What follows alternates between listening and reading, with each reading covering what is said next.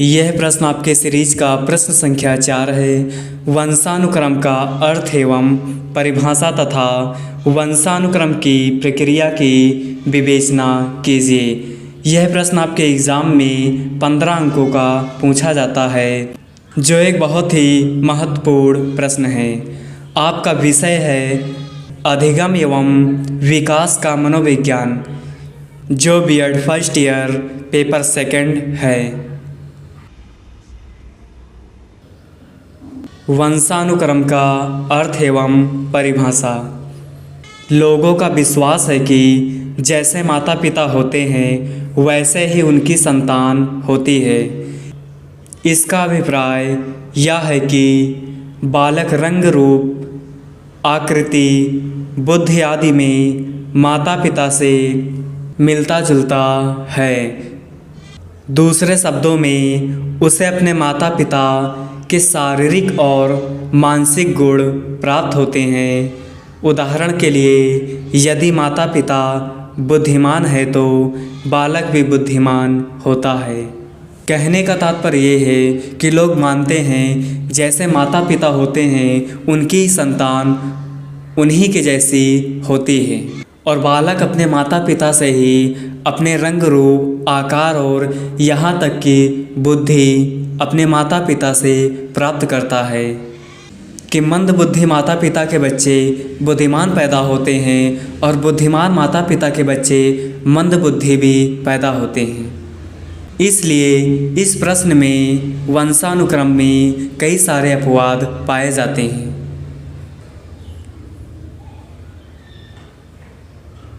पर यह भी देखा जाता है कि बुद्धिमान माता पिता का बालक मूर्ख और मूर्ख माता पिता का बालक बुद्धिमान होता है। इसका कारण यह है कि बालक को न केवल अपने माता पिता से बल्कि उनसे पहले के पूर्वजों से भी अनेक शारीरिक और मानसिक गुण प्राप्त होते हैं। इसी को हम वंशानुक्रम, वंश परंपरा, पैतृकता, आनुवांशिकता आदि नामों से पुकारते हैं या जानते हैं।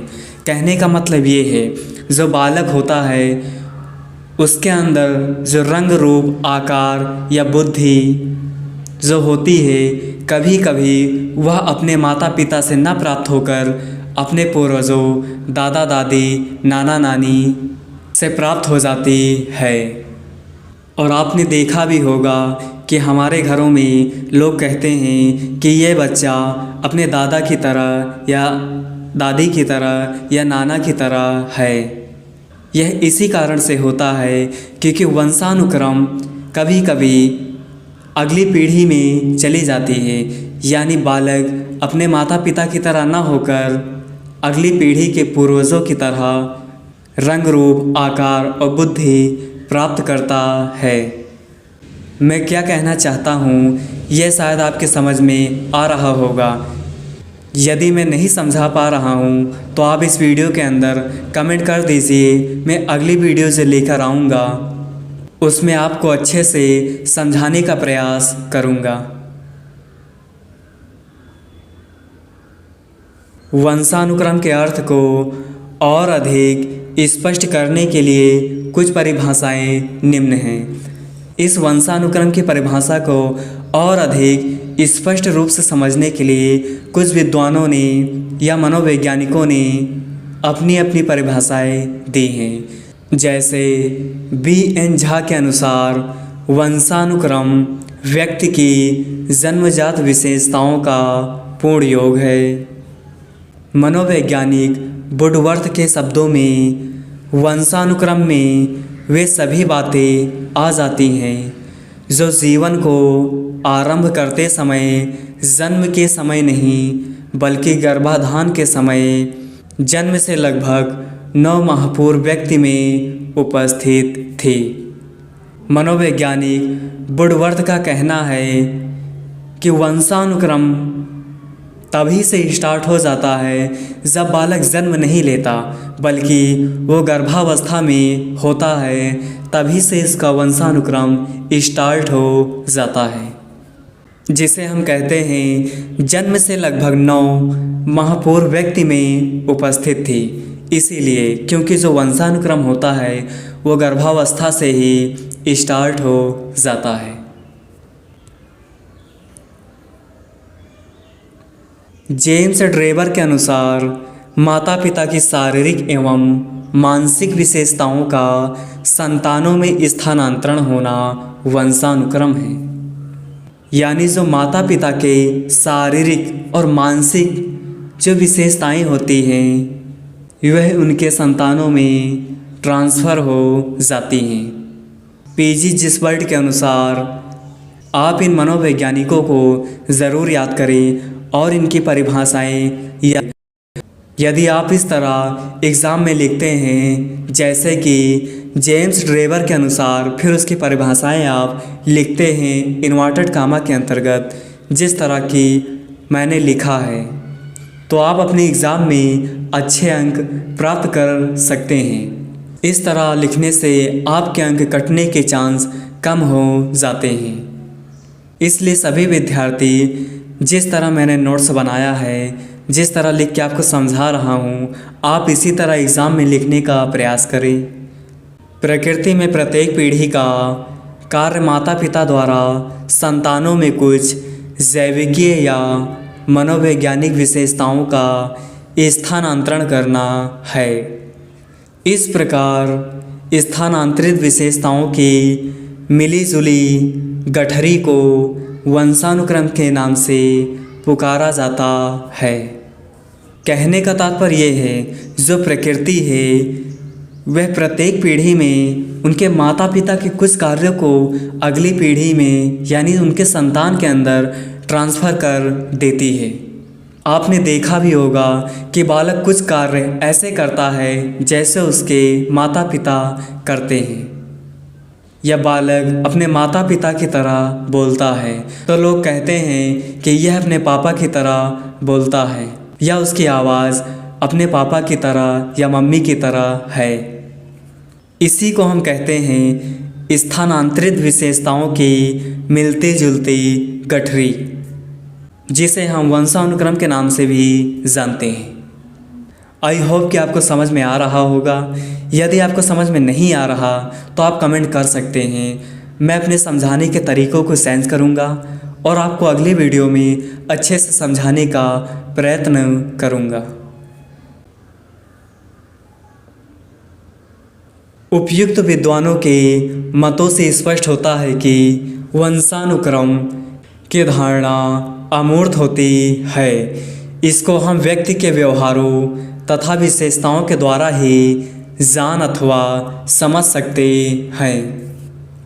इसीलिए हम कह सकते हैं कि मानव व्यवहार का वह पूर्ण संगठित रूप जो बालक में उसके माता पिता एवं पूर्वजों द्वारा स्थानांतरित होता है को वंशानुक्रम कहते हैं।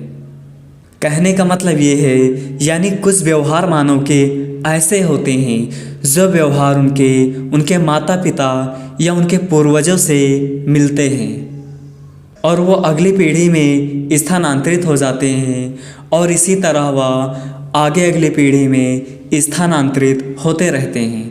उसे ही हम वंशानुक्रम कहते हैं। हमने जाना वंशानुक्रम का अर्थ एवं परिभाषा। अब हम जानेंगे वंशानुक्रम की प्रक्रिया। मानव शरीर कोषों का योग होता है। शरीर का आरंभ केवल एक कोष से होता है जिसे संयुक्त कोष कहते हैं।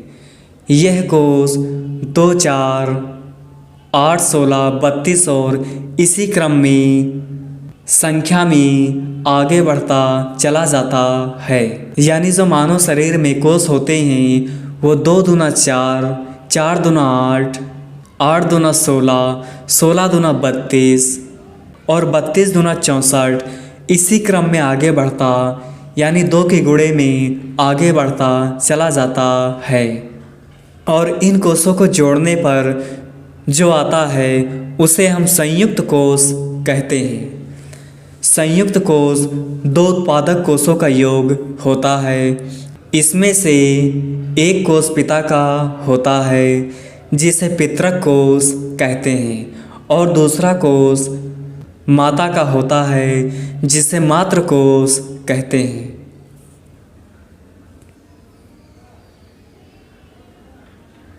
पुरुष और स्त्री के प्रत्येक कोष में 23 से 23 जोड़ी गुणसूत्र होते हैं। इस प्रकार संयुक्त कोष में गुणसूत्रों के 23 जोड़े होते हैं। यानी मानव शरीर में 23 जोड़े यानी 46 गुणसूत्र होते हैं।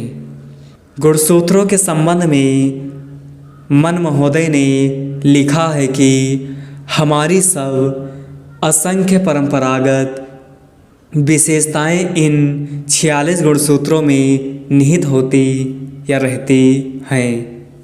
यानी जो बालक कुछ विशेष क्रियाएं अपने पूर्वजों से लेकर आता है, यह इन्हीं 46 जोड़ी गुणसूत्रों में निहित होते हैं। इसी के द्वारा बालक अपने पूर्वजों से उनकी कुछ क्रियाएं, बुद्धि, रंग, रूप आदि को लेकर आता है। ये विशेषताएं गुणसूत्रों में विद्यमान पितृकों में होती है। प्रत्येक गुणसूत्र में 40 से 100 तक पैतृक होते हैं। यानी एक गुणसूत्र के अंदर 40 से लेकर 100 तक पैतृक होते हैं।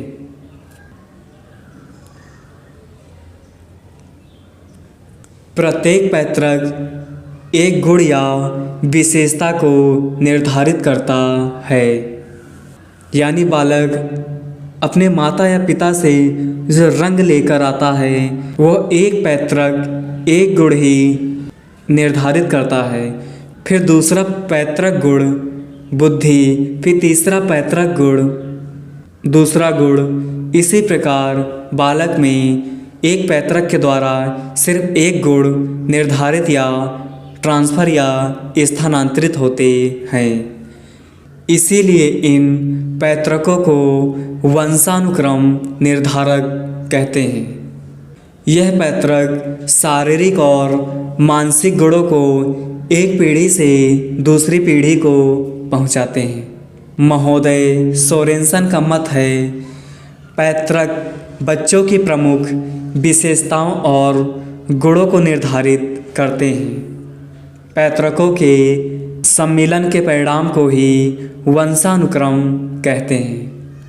यानी जो बालक अपने माता पिता से जो विशेष गुण, शारीरिक या मानसिक गुण लेकर आता है, इन गुणों का निर्धारण पैतृक ही करता है और इसी को हम वंशानुक्रम कहते हैं। आप सभी विद्यार्थी डॉक्टर हरगोविंद खुराना को तो जानते ही होंगे। इन्हें नोबेल पुरस्कार विजेता कहा जाता है। इन्होंने नोबेल पुरस्कार प्राप्त किया है।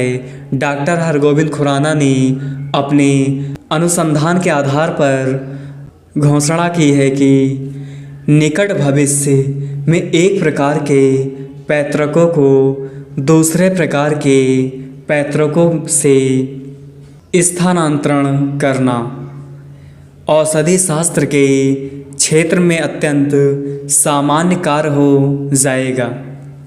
उनका विश्वास है कि इस कार्य के द्वारा भावी संतान की मधुमेह के समान दुस्साध्य रोगों से रक्षा की जा सकती है।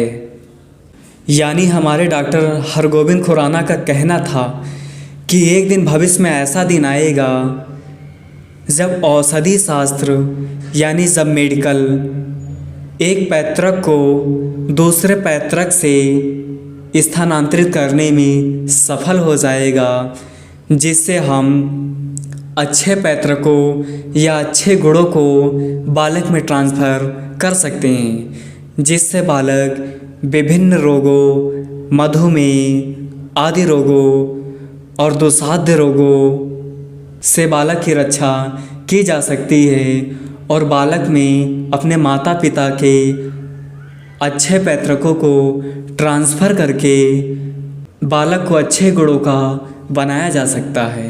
एक दिन यह औषधि शास्त्र, मेडिकल साइंस के क्षेत्र में यह कार्य अत्यंत सामान्य कार्य हो जाएगा। जैसे कि आपने देखा भी होगा या न्यूज़ सुना होगा कि अब लैब में भी बच्चों को बनाया जा सकता है और बच्चों को उनके माता पिता के अनुसार जो चाहे रंग रूप बुद्धि उस बालक को दिया जा सकता है। तो इसकी घोषणा डॉक्टर हरगोविंद खुराना ने पहले ही कर दिया था, जिसे इन्हें नोबेल पुरस्कार से सम्मानित किया गया था।